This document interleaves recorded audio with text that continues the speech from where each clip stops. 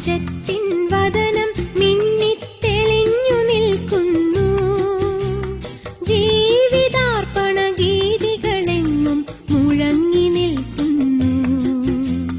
നാഥാ നിൻ തിരുസന്നിധി ചേരാനണഞ്ഞിടുന്നു. ലയിച്ചു നിന്നിൽ മറഞ്ഞുമായാൻ കൊതിച്ചിടുന്നു ഞാൻ.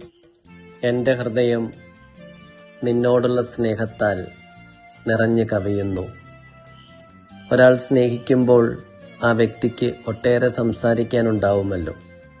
അങ്ങനെയുള്ള സംഭാഷണത്തിന് ശേഷം എന്നെ ആത്മാക്കളുമായി ഒന്നിപ്പിക്കുന്ന നിശബ്ദതയിൽ എല്ലാ വാക്കുകളെയും കാൾ ആഴമുള്ള സ്നേഹസംവാദം നടക്കും.